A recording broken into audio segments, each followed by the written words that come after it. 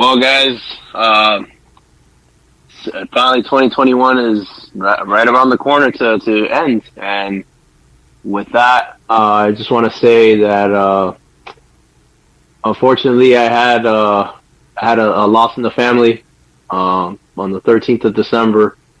The greatest person that I've ever known, the greatest person that could have ever been in my life, unfortunately passed away. That person was my dad. My dad, Jesus Hernandez, unfortunately passed away at 5:30 a.m. on the 13th of December, and my world has not been the same since. With that, I will say to everybody that's listening to you guys, to Ric-Hard, one man at 24/7 Lou, and myself, of course. Live as much as you can, and do everything that you're gonna do, because you never know. I lost my best friend, my dad, my everything, and I miss him every day. But with that, I'm gonna make him proud. I'm gonna keep making him proud, and continue to do the things that I've been doing. And doesn't mean that I'm going away. I'm still here. One man band is still gonna stick around, just in a different light. Rest in peace, Dad.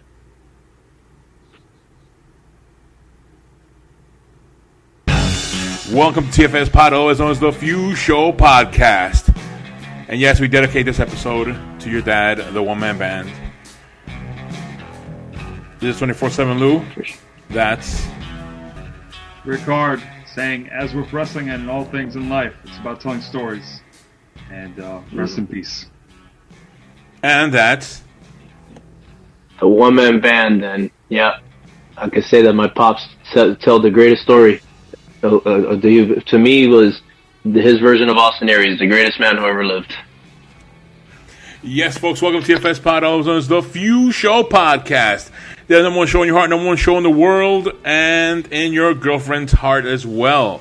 In this episode, we will be doing a 2021 wrap-up, a recap of what went down, what went up, and what went sideways in the world of wrestling. Quite a few. Cool, yeah, quite a few things went sideways. That's for sure. So yeah, and it's gonna be, we're talking about AEW, WWE, Impact Wrestling, and maybe some independent stuff we've been caught on, or anything online, anything we caught. So yeah, let's kick it off with. I have a list here. You guys ready for this stuff? I made a little bit of a list. Well, we got a preview of it, Lou. So I hope I'm ready. I hope so. Unless I gave you the wrong list. No. Here we go. Oh Lord! Swerve. There we go. He would be. He would be that one. He would be the one to do that. Anyway, you're right. Yeah, I know. Okay, so since someone said do not start off with the worst stuff, end with the bad stuff. Let's start off with something really good. Let's start off with the best match of 2021. Ric-Hard, your spotlight's on you. What do you think was the best match of 2021? Best match of 2021, guys. Off the bat, like a bam. Oh, that's a tough one. You give me top 3 matches. I mean, okay. So, Daniel Bryan versus. It happened recently. It was the 1 hour match that started off a regular Dynamite episode. Oh, Hangman Adam Page. Versus Hangman Adam Page. Oh yeah, that was a good one. That's up there. That's true. In terms of also in the contendership there. How do I say this? Anything in WrestleMania? WrestleMania wise, I don't really have a lot. WrestleMania was weird this year. Yeah, it was. It rained. I'll get to that. Don't worry. It's I have it on the other stuff there, but I don't really have any WrestleMania matches in mind. For some reason, something that sticks to my mind here is Edge versus Seth Rollins. in Hell in a Cell. That comes to my mind for some reason. Okay, yeah, that was a good one. Only because of a lot of the history. And the only other one that really kind of feels like it might be worth mentioning is, and it's an Impact match. I don't know. I want to say Full Metal Mayhem. Full Metal Mayhem. Between Moose and... Was that Eddie Edwards on that one, or? I think it was Eddie Edwards. It was Eddie Edwards. Oh yeah. That's when I fell asleep on. I know. Not everyone caught it. But trust me, I give Impact a lot of love on this year's recap, because having sat through their events, I'm like, wow, they really are underappreciated on some things. Mm-hmm. But that match was insane, and it had just the right touches of outside interference, false finishes, all of it. I liked it. Okay. All right. Those are my top three. If I had to choose one, just because of how impressive it is between two people, I'd have to give it to Hangman Page versus Daniel Bryan. Bryan Danielson. Bryan Danielson, yes. I know. It's hard to. Which one? It's hard to break the habit. AEW Danielson. I guess it's just because one has fewer syllables, so it's easier to say. God, that's me. And One Man Band. Do you have any best match that you liked in 2021? Yeah. Actually, Ric-Hard jarred my memory. There's a few actually. One for me was the Young Bucks versus the Lucha Brothers. Yeah. And that was. I mean. Yes. Yeah. That. Hold on a sec. Hold on 1 second. In a steel cage. Yeah, that match to me was from the entrance. The entrance to the ending. Like, my God, what a match! And even though the guys that I picked didn't win, I was totally okay with it, because that match, God, that was a match. All the way up to the shoe with the tags. The shoe with the tags. That was so cool. That was so cool. WWF wise, because I'll jump back to AEW on another one that. Hold on a second. To my knowledge, the World Wildlife Fund did not have any wrestling matches. A bear fund. Oh Lord! Oh Lord! I kid. Go on. It was an endangered species match. The loser dies. Jesus, sorry. I hate that I said that. Jesus. Sorry, pandas. Sorry, yeah, too soon. But no. Okay, so I'll go back to AEW real quick. The other one, I like it because of the surprise factor. Miro versus Sammy Guevara. Oh yeah. Where Sammy Guevara won the TNT title. That was a really good ending. Really like, the 450 splash, right before he did the 450 splash, he put out his middle fingers at him and just landed it. It was a great match. I liked it.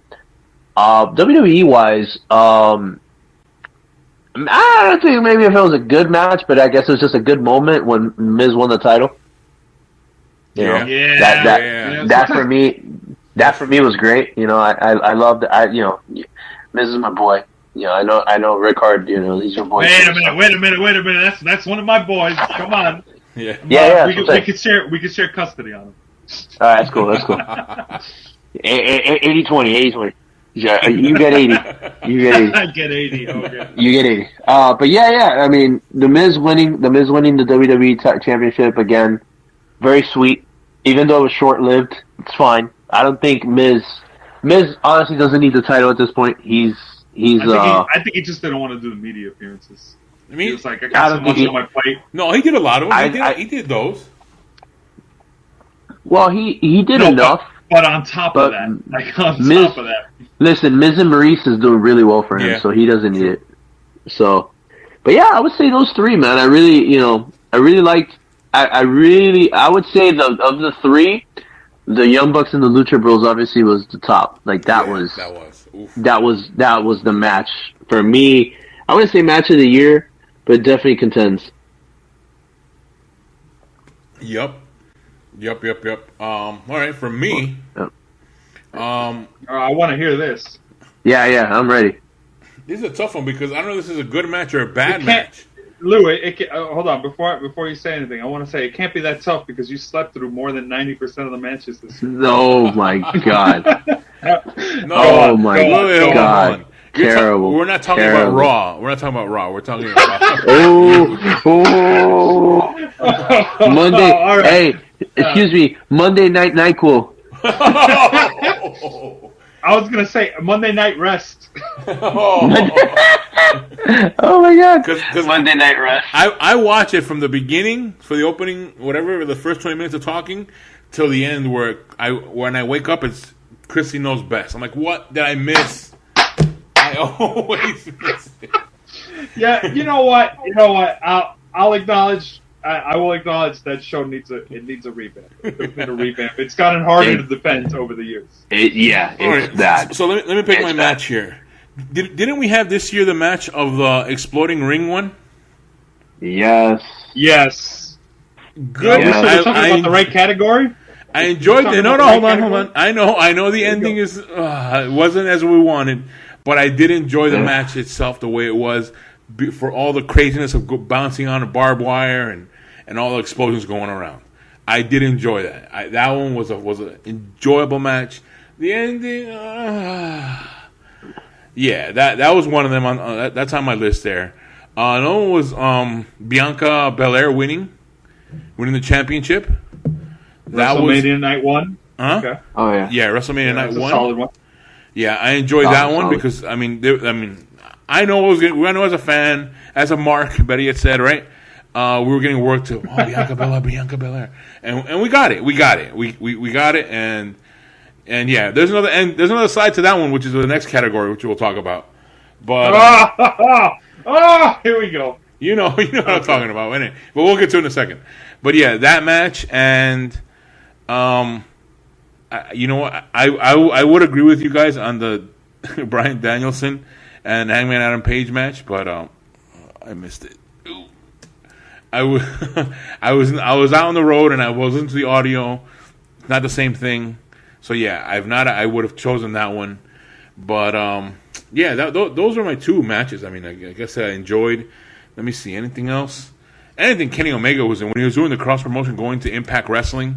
I enjoyed that. No, that was a good time. Those like that whole feeling of, oh wow, he's on another show. He's showing up on this other show. The only thing that killed it, of course, unfortunately, is for Impact didn't have that many fans there. And yes, that's where we were going through the beginning of the year with not having fans at these shows. But I enjoyed that. So for me, those are my matches that I enjoyed for the year. Mm-hmm. All right. So next one is the other side of the coin. Worst. Oh. Well, okay, I'm going to put worst match endings of 2021. Yeah, okay, we did worst match ending, okay. Yeah. So it's not worst match, it's the ending. Ending was the one that messed it all up. Yeah, no, if we went with worst match, it'd be a different category, but I have no problem going first on this one. Yeah, worst match could be any of those 24/7 championship matches. Silliness that they put on. No. Comedy hour. I don't even count those as matches. Comedy hour, 10-minute matches. Yeah, that was a sketch. Yeah, those are sketches with 3 counts. Sketches with 3 counts. Yeah, that's what it is. That's what it is. That's not a match. I hear a bell ring. That's a good description. I like that. Sketches with 3 counts. Yeah. All right, so I'm gonna go with you again, Ric-Hard, on this one. You go first. So what was the worst? Oh, hands down. I'm not. You don't even need to finish that statement. Finn Balor versus Roman Reigns, Extreme Rules 2021. Terrible follow-up, excellent match, and the worst part is, feel free to stop me when you're ready, guys. The worst part is, I knew Reigns was going to win. I knew Reigns was going to win. Right. But for that brief 60 seconds where he started turning it around, he took out the Usos, he got on the top rope. all of it, the lights, the music, all that stuff. I believed. You had me believing. I'm like, oh my gosh, are they really gonna do it? They had you. And then the top rope just buckles. They had you believing. Yeah. I was like, oh my gosh, there's nobody that can stop this. No one can stop this. No Except God. And then top rope buckles. Lights return to normal. Balor's gripping at his leg. Spear, it's over. I was like, what the hell was that? And they never followed it up. Yeah, we never knew what happened. He just forgot. It was literally a filler feud for Lesnar. Yeah. A filler feud to lead to Lesnar. Yeah, no joke. I was like, that's dumb. Super dumb. Yeah. WWE never do that again. All right, and the woman man, do you have one? I have a few. I totally, I didn't really think about that one, but for sure that's a good one. For me though, 3 come to mind real quick. On AEW side, of course, the exploding match. Yeah. The exploding ring match. That was that ending. Not good.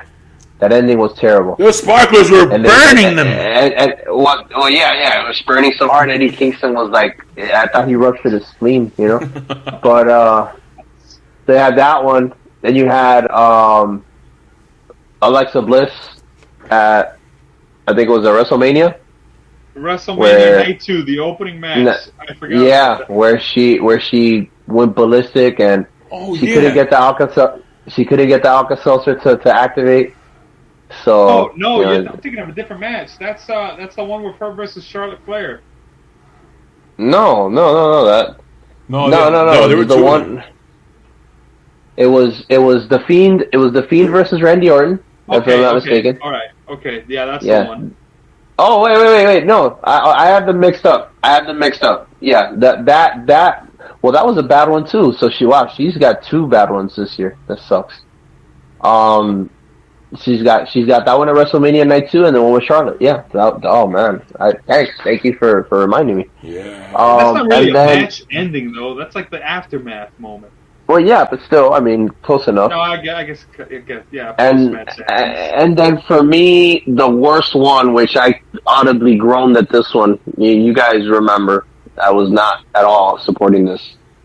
Bianca Belaire versus Becky Lynch. There you go. That's the one I was going to mention. Yeah, that one. That was the one that, in my opinion, like that's where they really took a crap hard this year, because that was terrible. That was not at all productive. It was a surprise entrance. Oh wow, great! Becky Lynch is here. Oh wow, match is over. What? One move, it's over. What? Yeah. The way I like to rationalize it is, she wasn't prepared. She didn't know what to expect. That kind of stuff. But I get it.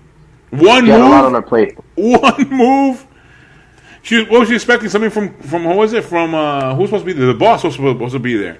So all the moves. Banks, yeah. She was prepared for all the moves of Sasha Banks, but not for one move of Becky Lynch. Get out of here with that garbage. Yeah, you never know, man. Okay, people react differently to high pressure moments. They could have. It's predetermined. I meant kayfabe wise. I'm trying to salvage a kayfabe. Give me at least an A for effort here. Right. Come on, work with me here. Yeah. Well, again, that's also my match. Those are 2 matches that I also agree with you that I had on my list for worst match endings. Yeah. Yeah, that was. All right, so let's move on to the next question. Best pay-per-view of 2021. I'll start off with you, the one-man band. Honestly,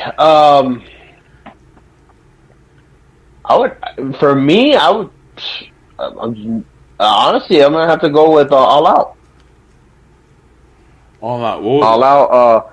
I mean, All Out for everything that happened. At the end, with Adam Cole and Bryan Danielson coming out. Oh yeah. Was that No, that was all out, right? That was all out. Yeah, that was all out. So the way that they set that up to have them, come out, have Adam Cole come out first, and then have Bryan Danielson, come out at the end, and then basically even the odds. That was amazing. I mean, everybody went crazy for that one. And that was the night we also had CM Punk having his first match. That's right. Versus Darby Allin. Oh, That's yeah. right. Darby Allin. So, yep, that was the one. His debut match. So I mean, I would say that for me, that pay-per-view was by hands down the best pay-per-view of this year for me. All right. I don't know why I got confused. I thought it was like Full Gear, the one that had also good matches. Full Gear was good. Full Gear was a good show, but just for me, the magnitude of All Out and what it meant for wrestling, because in my opinion, the landscape shifted that night. Yeah. You had high profile defections for sure. Mm-hmm. Yeah. Yeah.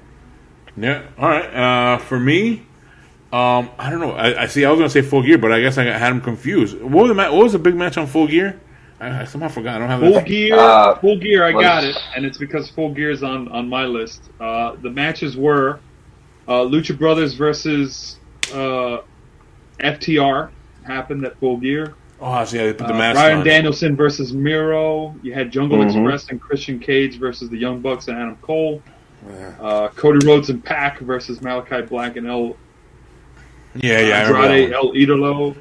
And that was the one where Hangman Page beat Kenny Omega for the title. Yeah, then it was that one. Right. That's the one. I like that one. For me, that was one of the best pay-per-views of the year. Let me see. Let me see if I see anything NXT. The Takeover era. I'm trying to remember. Well, when Walter lost and the other guy, Dragunov. Ilya Dragunov. Yeah, Train's gonna change that. Ilya. That was a great match. Yeah, that was great match. Yeah, yeah, because it was the other guy coming back and beating this huge monster of Walter. Yeah, that was ending that one. the over 400 something days. Yeah. No, longer than that. Longer than that. In fact, Walter was. I remember the running joke. You wanted it to push to 1,000 days. He was almost there. Yeah, I wanted it to hit 4 digits. He was almost there. I think it ended at 9/12 or something like that. Wow. Was it really for that long? Wow, maybe it was. Yeah, he was on for over 2 years. Okay. I'll tell you now. Because I'm interested. It was over 900 days. I do remember. Wow. Yeah, it was. Let's see. Hold. But yeah, for some reason, the number 912 comes to mind, but I might be wrong. No. So I'm sorry. 870 days. 870 days.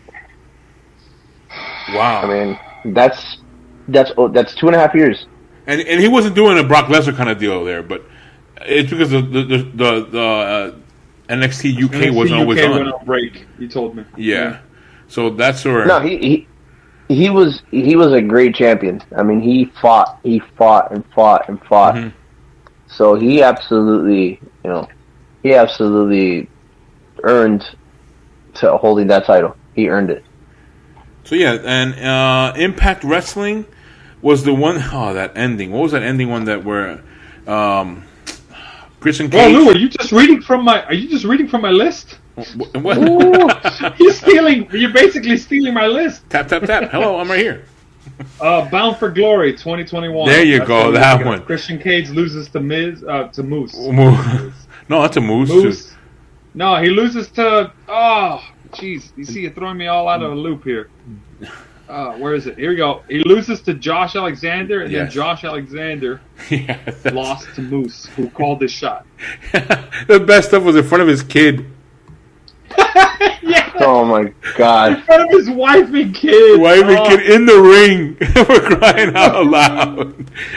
Terrible. I'm telling you, Vince must be like, "Why didn't I think of that one?" That would really piss him off. he's yet to pull that sort of thing. Right. I think. So yeah, that those are my lists. What do you have? After you I had copying pretty artists? much. Yeah, no, you pretty much copied 2/3 of it. For WWE, I gave them. It was tough for WWE because I really feel like their big 4 pay-per-views really undershot. Yeah. If I'm counting, for the record, I'm counting WrestleMania as when I say in terms of undershot, I mean WrestleMania as a whole. But if I had to pick, obviously I'm not going to pick from all the throwaways, even because I didn't feel like the in-betweens didn't really deliver on much. But Royal Rumble had the disadvantage of not having a live crowd. Yeah. Which really hurt it. It'll hurt that event no matter what. WrestleMania Night 1 is my favorite. I would say was the best pay-per-view WWE put on this year, with Survivor Series coming really close. Yeah. But that stupid egg stuff really, the more I thought about it, the more I'm like, no, I'm not giving this a pass. Oh, that egg. Oh, come on, man. You couldn't, you know what would have changed it? Survivor Series would have won if they actually had The Rock on there. I'll say that now. But WrestleMania Night 1 had Braun Strowman versus Shane McMahon actually deliver a decent match where he tore through the cage and pulled him back in at the end. Mm-hmm. Rollins versus Cesaro. I didn't like the ending for this, but the match was decent. Lashley versus McIntyre in the opening match. And Bad Bunny hits that Canadian pile driver on the outside in a Miz versus Morrison match. And of course, you had Bianca Belaire win the SmackDown Women's Championship. So, Night 1, if I count it as its own event, great, tops the pay-per-view list for WWE. In terms of, for your AEW, Full Gear gets that one for me. Because there was just something satisfying about Hangman Page versus Kenny Omega. When I saw the match, when I saw how it played out, I said, this was pretty good. Mm-hmm. MJF versus Darby Allin being the opening match of the show set it up for like, oh, this is going to be a heel heavy night. We kind of had that mentality going in, and it didn't.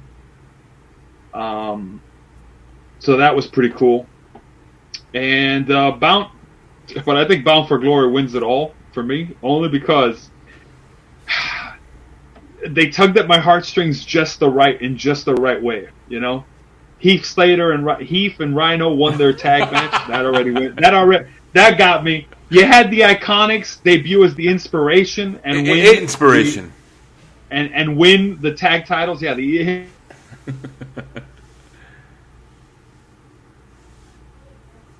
had Trey Miguel, and that X Division Championship triple threat match was superb. Mm-hmm. You know.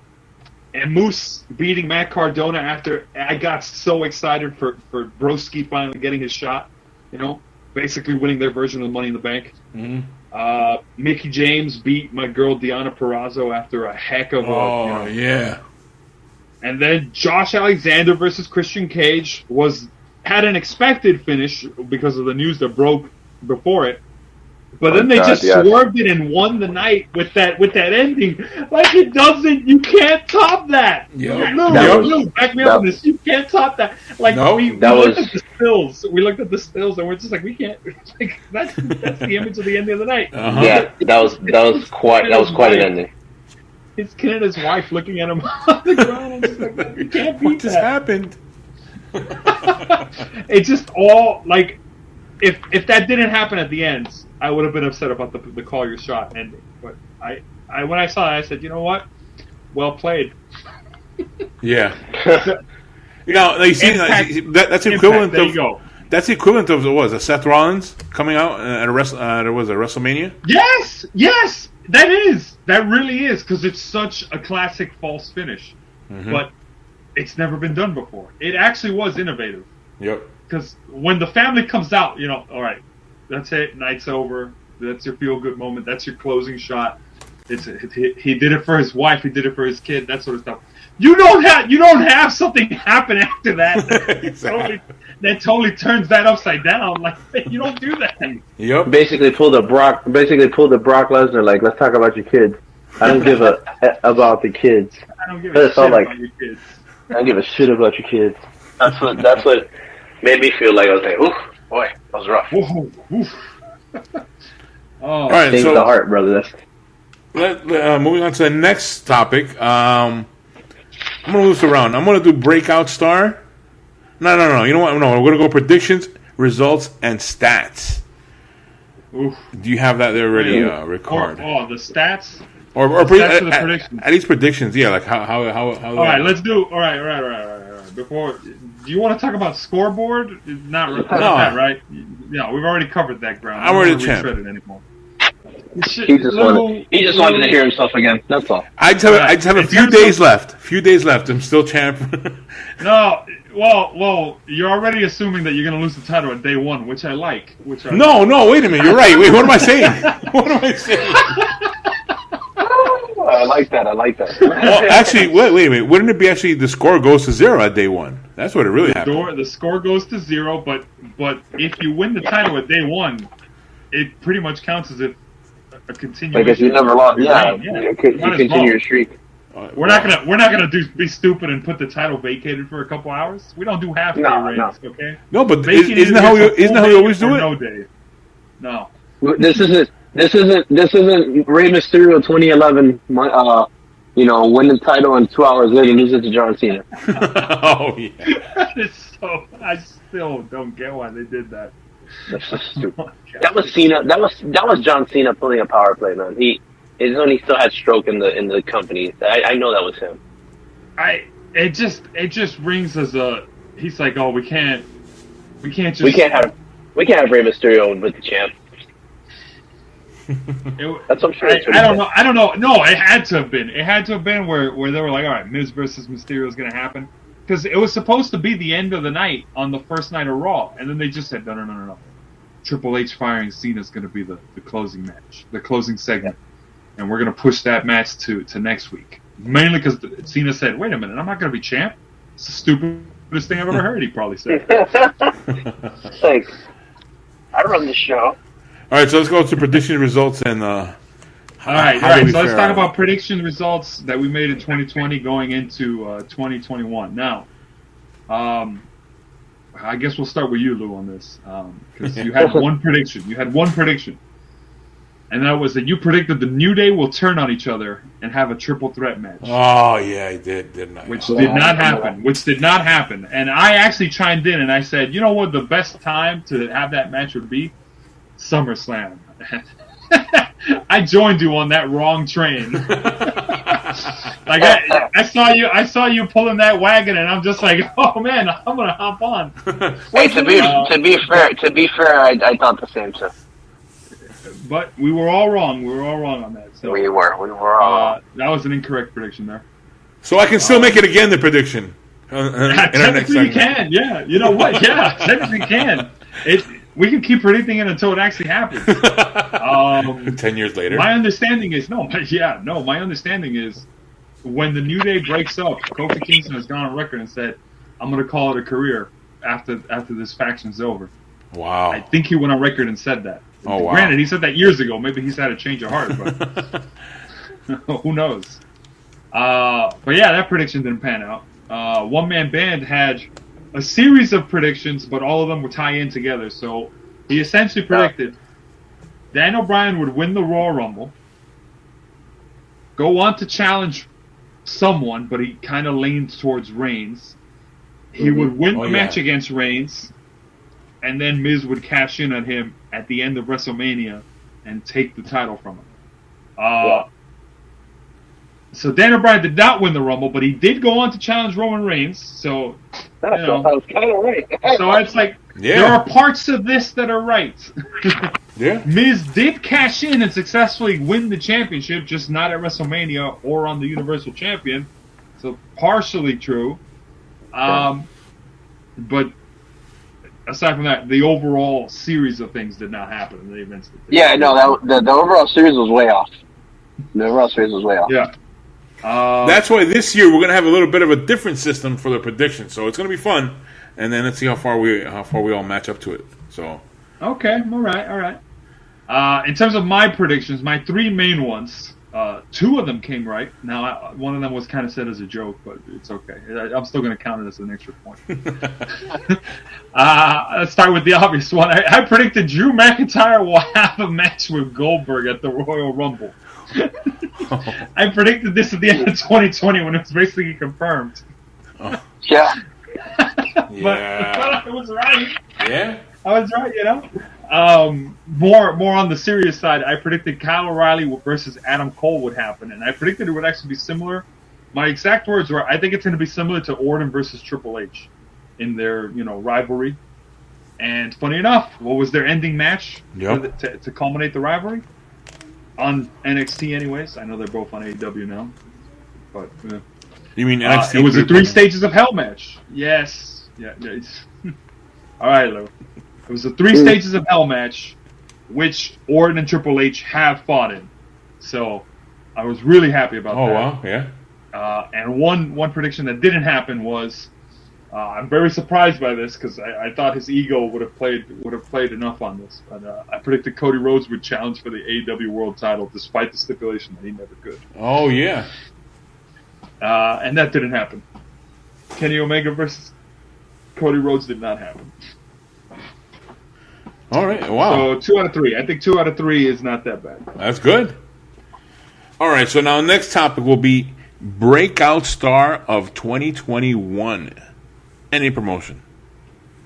Ric-Hard, you go first. I mean, I'm teeter-tottering on two in particular, but it's between Big E and Bianca Belaire for me. But I guess Big E gets it because he won the flag show, or what's supposed to be the flag show promotions world title, and he still has it at the moment. Bianca Belaire had a huge momentum going to Royal Rumble win, WrestleMania win in the main event of night 1, so it counts as a WrestleMania main event. And then it just derailed by the time August hit around, and she hasn't really picked up steam. So I'm gonna give it the edge to Big E on this one. Big E, okay. Yeah. And the one-man band, who do you have? I didn't really give this one much thought, so this one is a little bit hard for me. But then again, not really. I just thought of it. I mean, I hate to feel like I'm cheating again, but Sammy Guevara. Yeah, good one. Sammy Guevara winning the TNT title absolutely put him on the map. He not only with that, but apparently there's rumors that him and Tay Conti are together. And listen, I mean, that's a win in life. Oh, that's 100%. I was gonna say, jeez. Forget everything else. That's a major win. That's a major win. TNT title, and he got himself a Brazilian title over there too. So, for me, it's Sammy Guevara on the AEW side and WWE side. I mean. Big E absolutely, counts. But I don't know, for some reason I'm kind of leaning towards Matt Riddle. That's a solid point. Yeah. Yeah, I mean, because Matt Riddle, beginning of the year, he won the U.S. title, right? Yeah, he had it. Yeah. I believe he did have it, yeah. Yeah, he did. Yeah. In that triple threat where we all said he was going to take the pin. Except for Jay Few. Jay Few won it. Oh, man. So, you had that. Few NXT superstars to break the curse. Yeah, so I really like the fact that, Matt Riddle came into his own. So I was like, okay, I was like, the bro movement was cool for me. I was into it. I mean, hey, he had John Cena. He had John Cena basically acknowledge him. Like, hey, you're the real deal. It basically came out and was like, bro. Bro, like that, that was a cool segment. I mean, you could, we make fun of John Cena all the time. We call him John Cena, and all that. But we you pretend to do gotta. a bad accent of Mandarin. Oh God, I'll pass. But Cena is still he is and always will be a huge flag bearer, standard bearer for WWE. So he definitely defined an era. So for a guy of John Cena's caliber to put their blessing on you, like, hey, you're good shit. That's pretty cool. Yeah. Yeah, Sammy Guevara. Oh! I got one more. Okay. He's jumped around quite a bit this year, but I have to say that he has absolutely done some great things for himself this year. I'm talking about Matt Cardona. No, do that, yeah. Yeah, Matt Cardona. Matt Cardona has been absolutely amazing this year. Like that man has redefined himself and reinvented himself time in and time out this year. Became a deathmatch king. Jumped around to pretty much every promotion this year, and was like, "I'm ready." Oh, it's like smoking hot girlfriend. Like Hold on. That's another match. We have to save that one because that's our next topic there, which is give me a second chance. But he is also a breakout star. He does get that. Oh yeah, no question. And for me, I'm gonna go with Damien Priest. Oh yeah. Ooh, you know what? Yeah. But you see, absolutely. But here's the thing: in the context of you've never seen what he could do. You never seen him in NXT, what he was doing in NXT and all those takeovers and all the different shows he was on. If you didn't see any of that stuff, you would be like, wow, this guy who's this guy? He was with Big Bunny and Big Bunny. Bad Bunny. I know I said it wrong. Bad Bunny. The big Bad Bunny. And on a big spot for Bad Bunny. There we go. All right. So yeah, but if you do know him from NXT, yeah, this guy was on his way. Like he got through that first hurdle of once you get to the main roster, quote unquote, and not getting buried like other people have when they go up. Keith Lee. I'm a little worried with where things are going for him, to be fair, but I'll agree with the sentiment that a breakout star. Yeah. Yeah, and also too, another one is Boogs. Just for the talent, just for making himself so much of a presence when Shinsuke's out, just playing, I guess, valet. The name's Rick. Yeah. Well, I have to say this real quick. I think Ric-Hard, you called this. With Rick Boogs being in the scene, Elias is kind of like fallen out of favor. So. Who? Yeah. We haven't seen Elias in a while.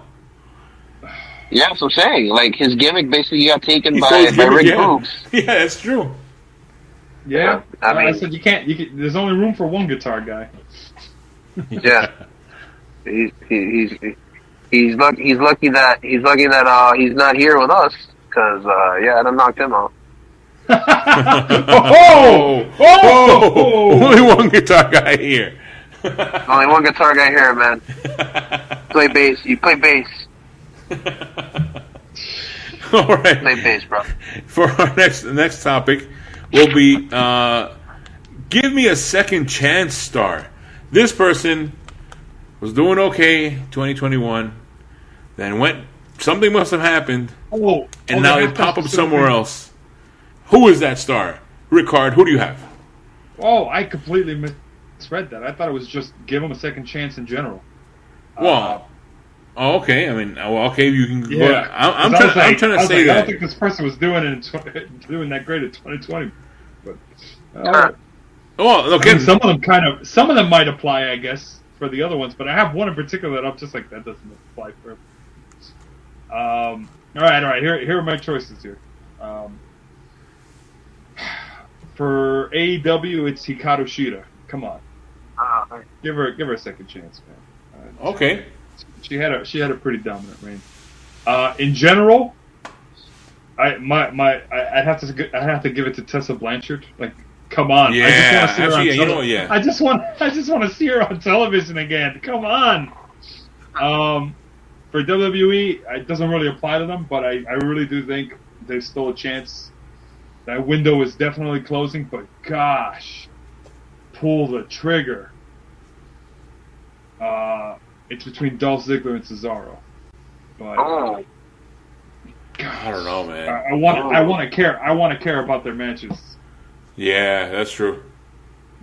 One's being wasted in the tag team division, and the other one's just never been given a chance to really get their foot out the gate. And you know what sucks about that? About with them, the only thing that you can say, yeah, they're really good, is because they've survived the cuts.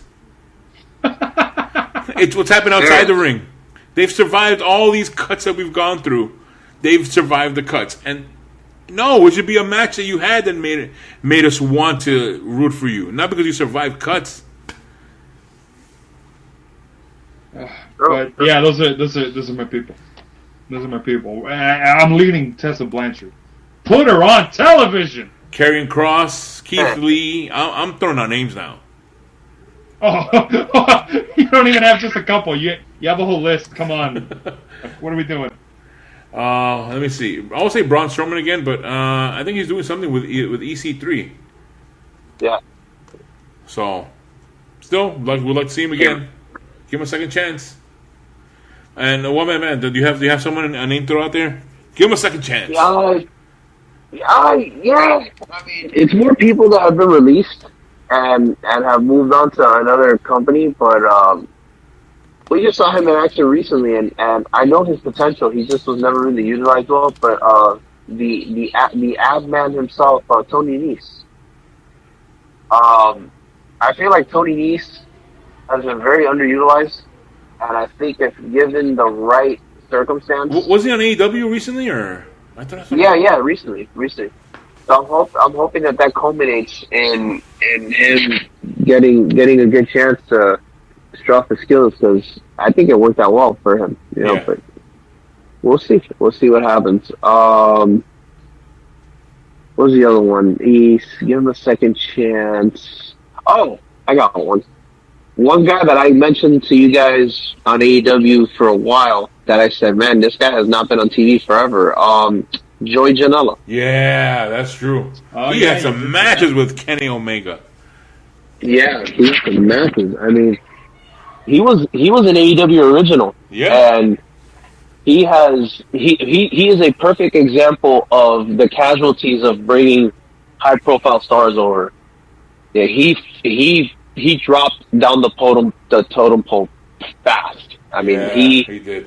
He had one of the fastest declines I've ever seen in a promotion. Because literally from the moment he started, he hit the ground running. He was literally on every AEW show.